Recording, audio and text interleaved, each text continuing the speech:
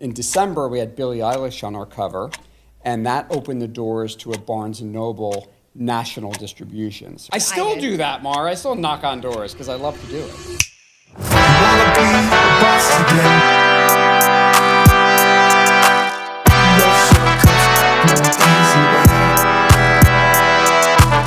You wanna be the boss today.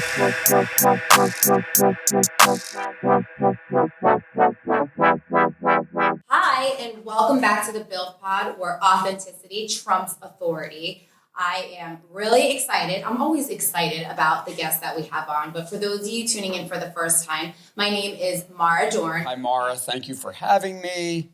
I'm excited to be here on this rainy day. Yeah, which is why I'm wearing a sweater and a hat. You look good. I like your outfit. I know It's you a were little kind of rainy debating. here. You were debating. My fun shoes. I love your shoes, but you were debating. I like the no socks thing. That's like hip and cool. Yeah, do the no socks. Yeah, I think it looks good. Thank you. You look good. So Thank amongst you. everything, now you're like a fashion guru. Exactly. So it's so cool. But so tell me, I know that you're not from the West Coast. I know that you're from New Jersey. I'm a Jersey boy. Yes, my family is from Hackensack. Oh, fun. My okay. grandfather had a store near in me. Hackensack, a shoe store. They did? Yeah. Frank Sinatra's from Hackensack. Really? Yeah. No wonder why my grandma loved Frank Sinatra. Yeah, we all love Frank Sinatra from New Jersey. And Bruce and John Bon Jovi. But anyway, it's fun. I've been out in LA for 30 years, so I'm more of an Angelino now than a Jersey boy.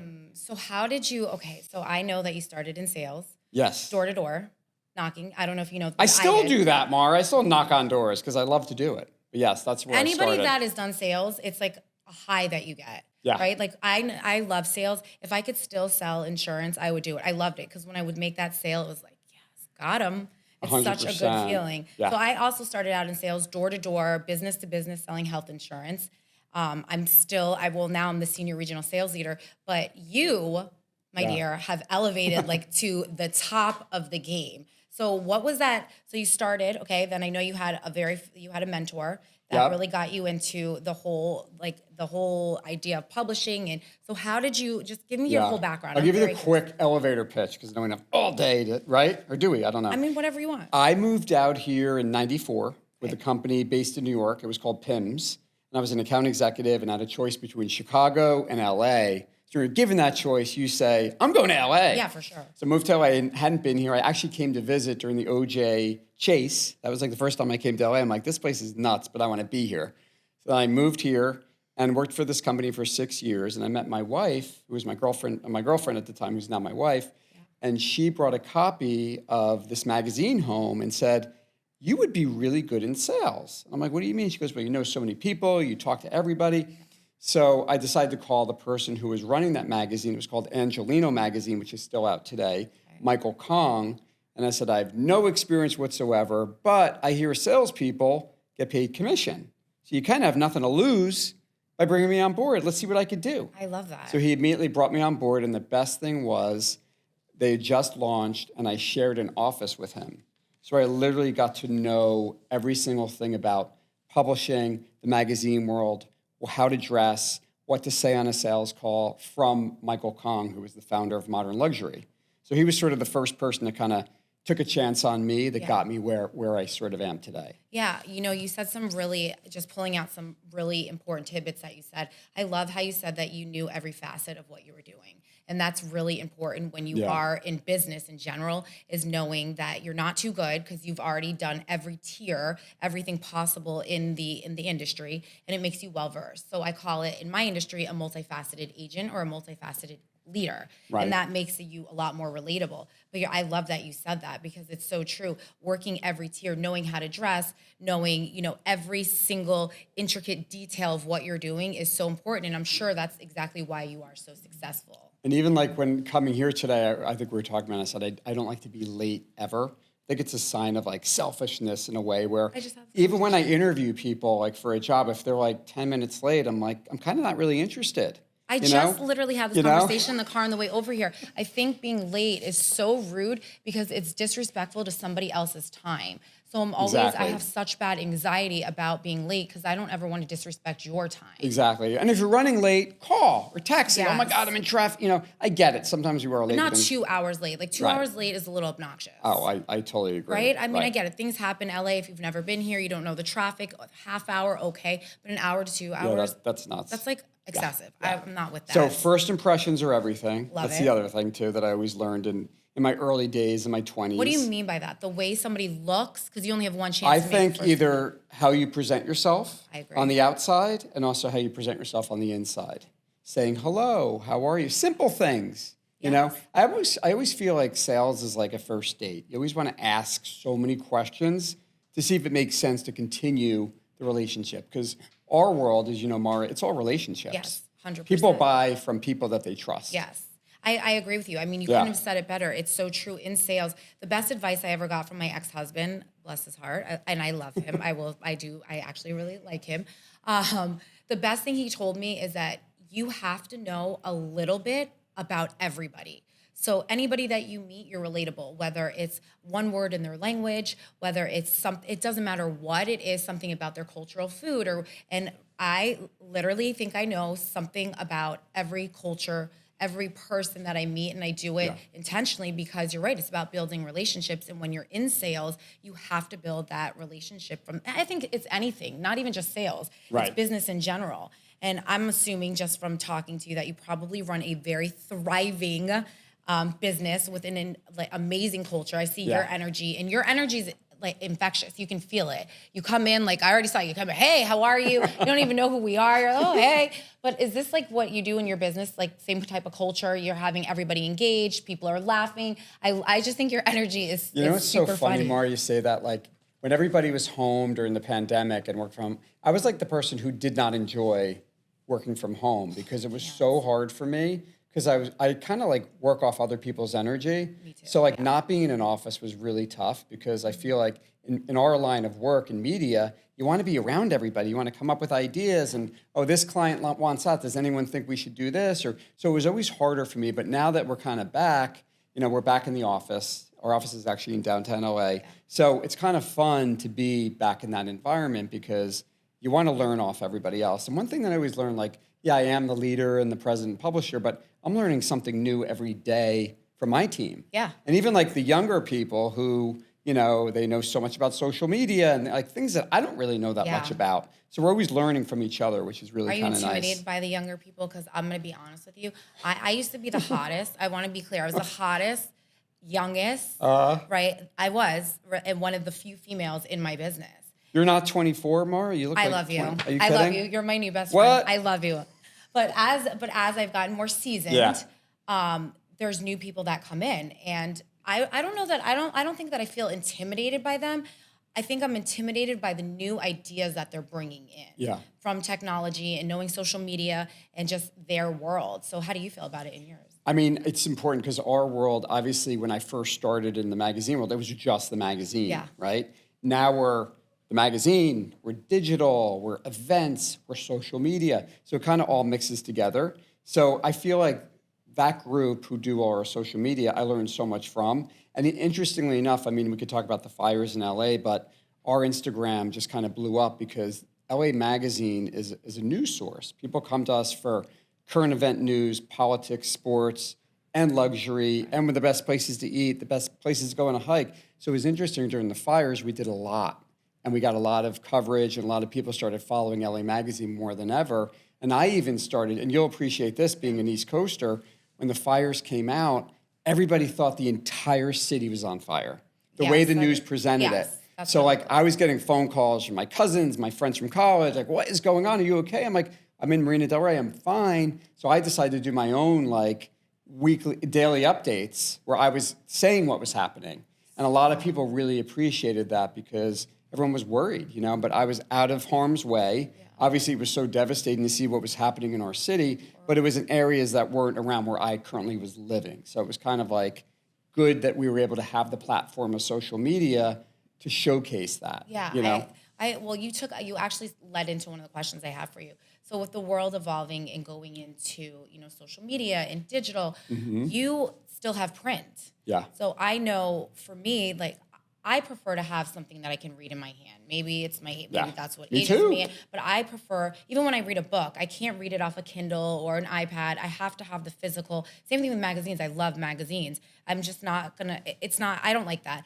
So you've been able to keep that alive, which magazines have been around for decades. Yeah. So Are you ever planning to fully take out the print world, or do you think it brings us like a specific component to the business that should never die? Yeah, good question. I think print is so important because I feel especially regional print because we're able to, obviously we do so much local content. Yeah. So let's say you're a store in Rodeo Drive, right? You want to get people into your store. We have a bigger circulation of people who are reading the print magazine that might fit that demographic. Yeah. So that demographic of like the 40, 60 to 70, those people still enjoy print. But even when I go to like the pool at a hotel and I see people on their phones and the glare and they can't see because like you have a magazine, you know, also the beauty of what we do is that the magazine, you're not interrupted by a text message or an alert or something. So your mind is constantly on what you're focusing on. Yeah, you know? so it's intentional. It's important. And I think print's always going to be around. You know, yeah, I like that. And then just taking it back to the fires, you know, one thing I've spoken to Derek about, we were talking about, because I had texted him and I said to him, listen, I really want to get involved. How can I help with the community? And he was saying that, you know, one thing about LA that's really impressive is that all of a sudden LA, people think that they don't have a community here. All of a sudden the community of LA really came together. But your magazine was pretty instrumental in that too. Oh, yeah. Huh? You know, it was interesting because February is Arts Month in LA. So we were always doing an artist cover for February, but we decided let's take it to another level where we asked artists to create sort of this LA strong cover. So we had 3 artists. We had Garen Swing, we had Mr. Brainwash, who was a well-known artist in LA, and Robert Vargas create 3 special covers. One was, you know, a cover of the city with firemen on there and all that. We had another fireman and a daughter, and then we had another fireman picture. So it was really great that we were able to capture art in what was happening. We also took it to another level and interviewed the fire department in the Palisades and what was happening in Altadena. So the whole issue was really revolved around the fires. So it's kind of like giving back to what we went through. And then LA Magazine, we also did a clothing drive where I took a space in Marina Del Rey, far away from where the fires were. Yeah. We had donations, and we had about 150 families come, and we clothed them all. And hearing the stories of, like, there was one gentleman who was a school teacher in Beverly Hills for 40 years, and I looked over, and he was, like, in tears. And I said, can I help you? And he said, you know, I can't believe I'm 85, and I'm in a clothing relief place looking for clothing. So it's just, you know, we were all in tears, but you're right, we all came together. And then next week, we're doing obviously LA Magazine, we're in the Engine 28 building, which was in the oldest fire stations in LA. So we're actually turning it into a comedy night. So we feel like we want to do something kind of, let's get people laughing a little bit, right? A little light. So you could buy a ticket, it's called Angels of Comedy, and we have 10 comics coming, and we're doing chili, we're doing cornbread, and we're doing comedy. I'm assuming this is probably not the first time you've given back to the community. So is that a part of your platform with the magazine is servitude? And because that's a big part of what I believe in is that to whom much is given, much is expected and required. Like that's a big thing for me is to give back. So what else have you guys done and why is giving back to the community so important? Yeah, I mean, obviously it's so important, especially with all the charities that are in town. So, you know, Orange County, we have Orange Coast Magazine, and there's so many great charity events from CASA to JDRF. We cover them in our magazine. You know, we also do fundraisers for all these different charities as well.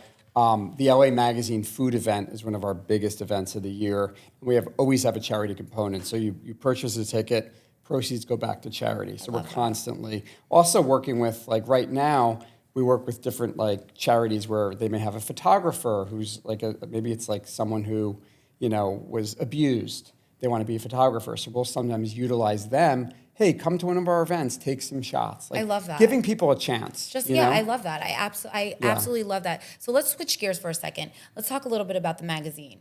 Your magazine now, if somebody never read your magazine before, what does it focus on? Yeah. Is there like something specific and what's the demographic? So Los Angeles Magazine, we're 65 years. So we're like a staple in LA. We started on Rodeo Drive. A guy named Jeff Miller was the original publisher. And back then it was about, you know, luxury and shopping and restaurants. Yeah. So we really still do to this day talk about shopping, dining, the best places to hike. But we also added a component of news, you know, like who's running for mayor, or what's happening with the climate with city council. We talk about, a good crime story in LA Magazine, which is kind of interesting. Well, So what's that? that. Now you have to say what So, it is. well, we've done a lot of different crime stories. So, like one in particular that I will mention, there was a woman, it's a little negative, but there was a woman who ran over 2 boys in the valley and took off. She was drunk. Oh my So, we did a story on that where it was sort of like, what's happening there. The Menendez brothers. I was just We've gonna done ask things that. on the Menendez brothers, very LA-focused stories of people that are in LA that may have done bad things. We're always Yeah. on the forefront. It works really well with digital. So our digital numbers are always up when we're doing, I think there's another story that came out today about a gentleman who dropped off 2 women. He drugged them at a party, dropped them off at 2 hospitals. One at one hospital, one in the other, and he's being sentenced today. So that's an online story that we're doing. Oh my God. So we're constantly and we get a lot of views, and so there's a lot of interest that way. We also do a segment on the news too. We did a segment with Fox 11 every week on what to do for the weekend. So we're kind of the experts on like the best places to go and see, whether it's a free event or a paid event.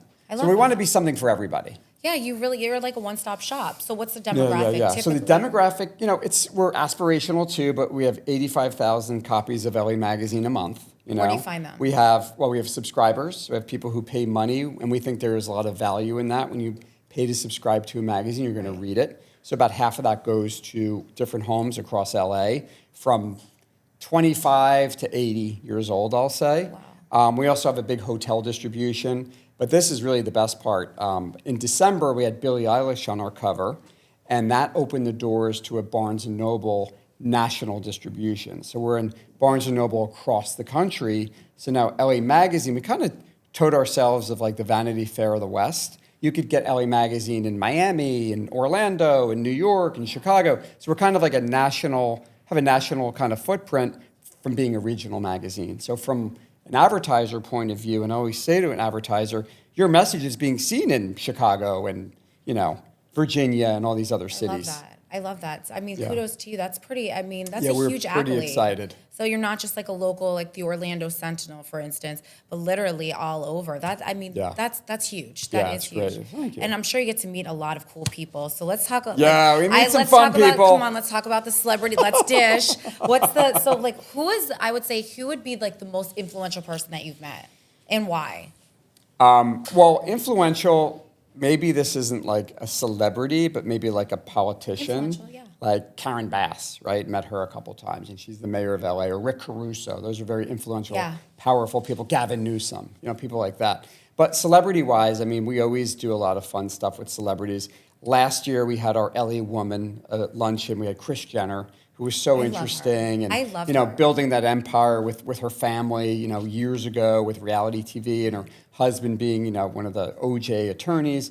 So that was kind of an interesting person. Right now, we're doing our 2025 LA when we have Paris Hilton, who we're shooting tomorrow, and she is done. Here's a woman who lost her home, and the next day she was out collecting clothing for people in Altadena. I love so she that. does so much. So for us, those are the inspirational people to meet. But, and also like one of my favorite celebrities was Laura Dern. She's like super nice. Yeah. And part of how it works is like the celebrity will do some sort of experiential event with us, whether it's a dinner or a cocktail party.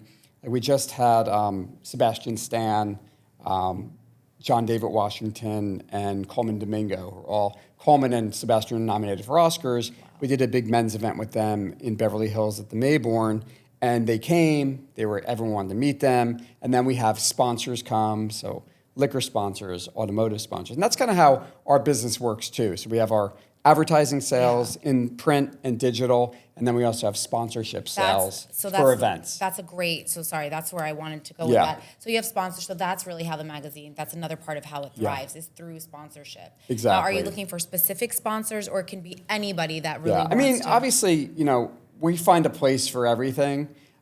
We do the beauty awards, which is something I brought to LA Magazine when I came. We have different beauty products. We do a big event. We do experiences with the beauty products. So, they might pay money to be a part of the beauty event. Right. We bring influencers to that event. So that's like a fun event where you can actually get a lot of people seeing your products firsthand. We cover it online on lamag.com. We cover it in print. So that's something that is a big revenue generating event for us. Our food event as well with liquor sponsors and automotive. So, or we may be asked to be a part of an event where I might say, okay, we'd love to be a part of like the LA Food and Wine event happening in May.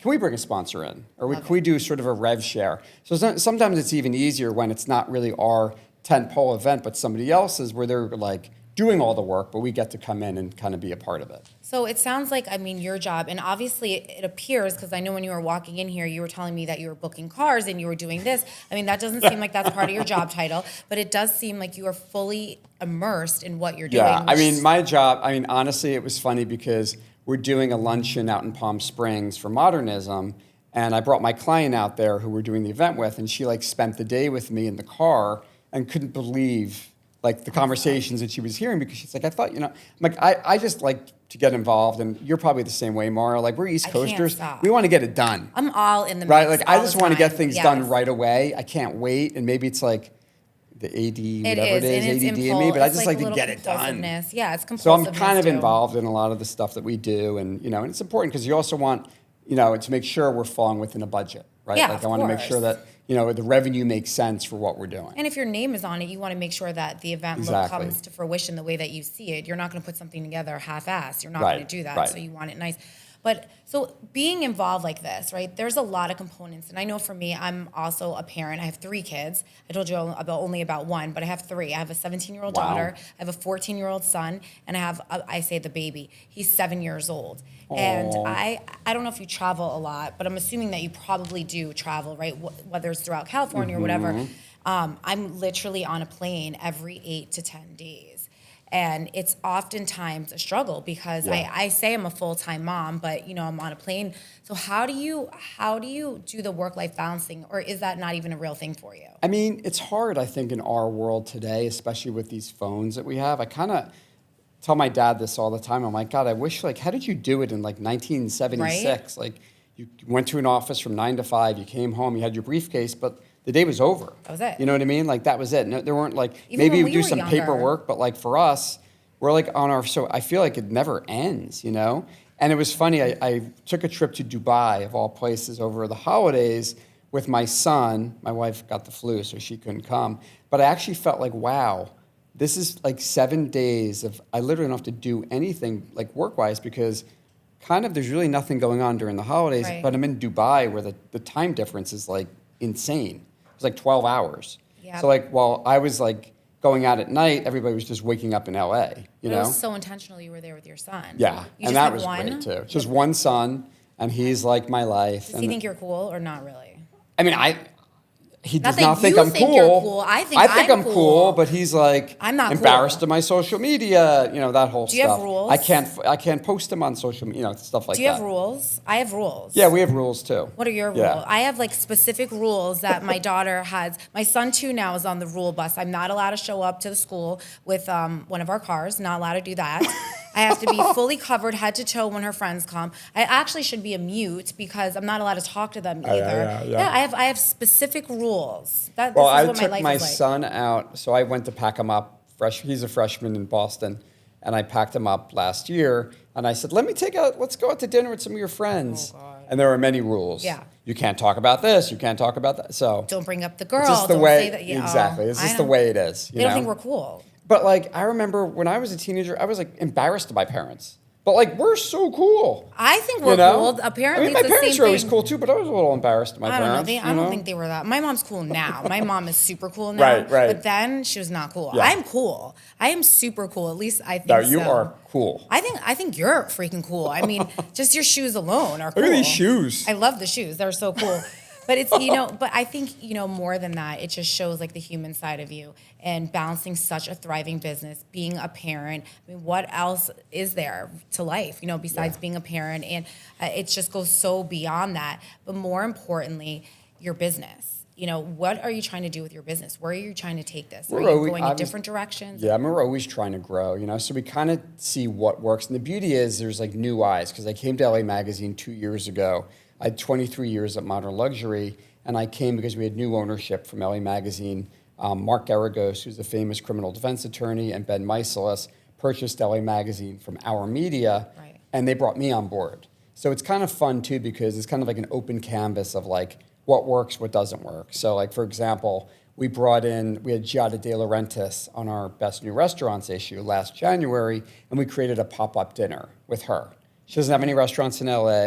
She doesn't want any restaurants in LA because she doesn't want to be bothered with, she's in Vegas and Phoenix. So that was really successful to do this really cool community dinner, which also is one of the reasons why we're doing the comic night at Engine 28, because we know people will come. Yeah. And people want connections, people want experiences, whether it's a big event or a small event. So now, not only that, you're using it for networking to connect other people, which is really nice as well. Yeah, So, and exactly. And we started doing these profiles. Like I'm working on something called Women of Impact. So it's part of our LA Woman issue in March, where women invest in the magazine. Instead of like buying an ad, it's sort of a marketing page where they're treated like, it's an editorial, we do a photo shoot, we do hair, we do makeup. They're invited to the event and they're around the right sphere of influence, because that's one of the reasons why we are connectors in our community. We want our advertisers and anybody who invests in us to get something out of it. So that's kind of how our business model has worked.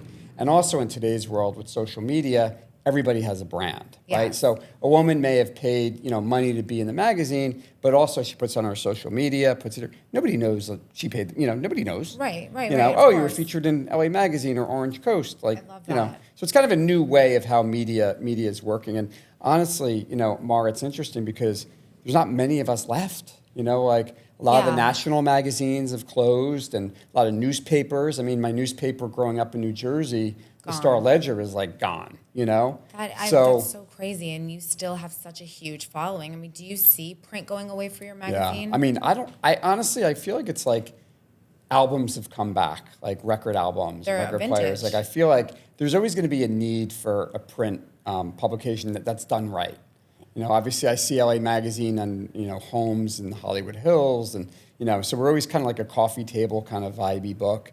Our creative director, Ada Guerin, and our editor, Jasmine, do such a great job with the content and making sure that we're relevant. We have a great photographer, Irvin Rivera. He's actually our in-house. He shoots all of our covers. He did our Pride covers last year. He's doing Paris. Like, he's just outstanding. Out of all the different editorials you've done, the different covers, what would be your favorite or most memorable experience? With a cover? With anything you've done in print. Okay. It could be as broad as you want. I just leave it open to you. I love this. Let me think, because I'm going to say, LA, we're kind of like seen as like a foodie kind of magazine too, because people always come to us like, where's the best places to eat? Cool. So I always feel like our food covers are really kind of strong and fun. Like we just did our Best New Restaurants issue with a great chef in West Hollywood. So those covers are always exciting because then we get to do a really cool experience at their like one of their restaurants and bringing people together. So that's definitely something momentous. But I will, to bring up Pride, and I know in today's world it's kind of like, there's a lot going on. I think like Pride and Hispanic heritage in those months are really important. So last year we had, I can't remember his name from American Idol. Adam Lampert. Oh, that's cool. We had Michaela J. Rodriguez, and we had Hannah Einbinder from Hacks on our covers. And the year before, we had Trixie Mattel. We had a couple other big covers. George Takei from Star Trek. And we do these panels with Pride. We had Derek Warburton, who we all love, from Gurus. He was on our panel as well. So I think bringing people together where it might be something that most people might say, oh, I didn't know you guys did that, but I want to be a part of it, So that's something that's really meaningful for what we do. I love that. How many people work in your organization? So in LA, we probably have about 15 between editorial and sales. Orange County, we have about 8. And in Pasadena, we have 3. We're a tiny but mighty crew, but we get a lot done. Yeah, you do. What would you say that sticks out about your culture versus other people's culture? I feel like, when I came on board as the publisher, you kind of have to lead by example. Yes. So like I immediately went out, knocked on doors, brought in business, because the last thing you want is for someone new to come in who's sort of giving your marching orders. Not that I'm that kind of person, but you want to show, what are you made of? Bingo. Like, why should you be my leader?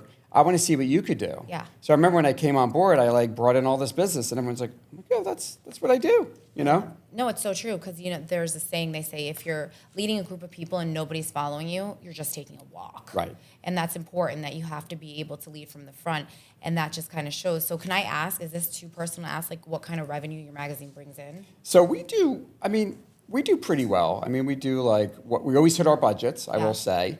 Like this year, it's been a little tough with the fires. Yeah. I think there's a lot going on. Election years are always a little bit tough, to say the least. But we're getting there. We always we find ways to make sure we're hitting our numbers. I love that. Whatever it takes, right? So whatever it takes, Yeah, and what I really admire about you is that you truly are a multifaceted leader, building an organization, and I feel like you constantly want to evolve. Right, you constantly want, and I feel like you're open to ideas, no ego when it comes to which way. Am I right about that? I have a funny story to tell you about. We're talking about photo shoots. So a couple of years ago, we had Edgar Ramirez. I don't know if you know who that is. He's an actor. Anyway, he was on our cover, and we needed to get a car service for him. And I said, you know what? I'm going to pick up Edgar. So I called my friends at O'Gara Coach. And I said, hey, I have to pick up this up-and-coming actor named Edgar Ramirez for this dinner we're doing. They gave me a Bentley. I went to Edgar's house, and he couldn't believe so you went as the that, limo driver? I'm the one who picked the guy up. But I felt like that. It's a really good time for me because I get to know him and Yes. spend time with him. And so I think, you got to do things a little bit that are, off the cuff like that. I agree with you, and I think that's what sets aside people like us from other people because we'll go that extra mile just to make that connection because you want to, obviously when you're meeting people, you want to harvest relationships. Right. And if you really like somebody, you want to keep the relationship going. And so many times I feel like in our society now, we pass these off to VAs, assistants, instead of taking the time ourselves. And that is such a big part. That's why I love that for right now, your print is not going away. Yeah. Well, so many people want to get that human touch away. And it's so important to keep that there, that you yourself, this is your magazine, and you lead from the front, and you're showing your people that being human is still there. It's relatable. But just from that connection, did anything evolve from there? Yeah, he's like one of my good friends. There You you know go. what I mean? He's super cool. I see him at events, and he's fun, and And I'm sure he would do he's anything great, he would show up for you anytime you asked. Yeah. And that's so important. And even Cynthia Erivo, we did something. She's a doll. I mean, people who 7 years ago they were sort of up and coming, but now she's a huge star. Still comments on my social media about my son in college. You know what I mean? So it's kind of nice to see that connection too. You really are so interesting. Really, and not only are you interesting, but you're Thank successful. you. But it's not it's a very humble success. And you did it through building relationships and literally from the bottom to the top by doing what you do best. It's meeting people and making relationships. And a lot of the key things that you pointed out, number one, you give back to your community. That's so important, right? You still stick with what you believe in and keeping print alive, which I think is super important too, because honestly, for someone like me, you're right. I hate looking at the phone. I don't like it. I like having something in hand. And I do like having something on my coffee table that somebody can grab and read. Love it. And then more importantly, the best part of what you do and how you do it is you're just so humble doing it. Yeah, and I love thank that. you. I love how You real have to and be. authentic. Just be real. Authentic. And People can smell I don't know bullshit. everything. I always count on people to kind of. People laugh at me sometimes because I didn't know okay. this. I didn't know that. I'm like, that's who I am. You know what I mean? We're getting older. Yeah, we are getting older. Seasoned. I know, but it's okay. It's okay because now you know what they say. 40s and 50s is like the new 20s and 30s. That's what they say. Wait, could you guess my age? I think you're in your 40s. Oh, thank you. I'm going to be 55 this year. You look really good. And you told me you're bodybuilding. Well, so when I turned 40, 15 years ago. 5. Right. The gym that I go to when I was living in Newport, they were doing this contest called Stark Naked, where they train people like bodybuilders. But you weren't naked. And I wasn't naked. Well, Ish. anyway, ish. And I won that year. So it's a really great, but it really taught me, what to eat. And most of it is diet. I would go to the gym 80%. 3 days a week. 80%. People are like, you're not in every day. It was the steps, and it was really the diet that really do it. And I've done it a few times. After the pandemic, I did a shoot with men's health, men's fitness, which was kind of fun. And this year is my 55, and they do another contest with Stark, but I'm involved again this year, and it just keeps me going. I really love it. When you love going to the gym, That's a big part of that is a non-negotiable in my life. I go to the gym every morning at 5 a.m. Oh, you're in the 5 a.m. club like Marky Mark. Yes, I am. Marky Mark. You know, they say about successful I salespeople. think he's a 3 a.m. club, though. He is still really good looking. But you know what? I'm trying to We had him on our cover. I love him. Yeah, he's really Marky cool. Mark. I know him from Marky Mark and the Funky Bunch. Yeah, me when too. When he was a rapper. That's how I always see Marky Mark. But it's so essential, and you really do have the key ingredients of what success looks like. You know, it's mind, body, and soul for sure. I would 100%, if anyone asked me, that's the number one key ingredient, right? It's authenticity, intentionality. That's really, and then giving back and staying humble. I would say those, and you encompass all of that. You are a BILF, and a BILF is a boss I'd like to. Yes, follow. I'm a BILF. You're a BILF, or you can be a DILF. Oh, you can be I'll a take DILF. that too. Yeah, whatever you want. That works. And one last question: if anybody wants to get a hold of you or the magazine, where would they find you? You could go to Instagram, I know, and at Christopher Gia. Okay. Or go to lamag.com, obviously, to get information about what we do. But probably Instagram is easy because I do answer everybody, believe it or not. You do? I do too. I just do. You never know. I do in my DMs. People slide in and I Get the slide in DM, yeah. It's just easier. And then you can and then if it makes sense, you're like, here's my email, right? So that works. Amara, thank you so much. I mean, you're a gem, and I love that you're doing this and kind of creating these really cool experiences. We're bringing people together and having a conversation. Yes. I think it's great. Ladies so congratulations to you, thank BILF. Thank you. Ladies and gentlemen, there you have it. A true BILF in himself. Thank you for coming on today. It was so much fun. Appreciate you.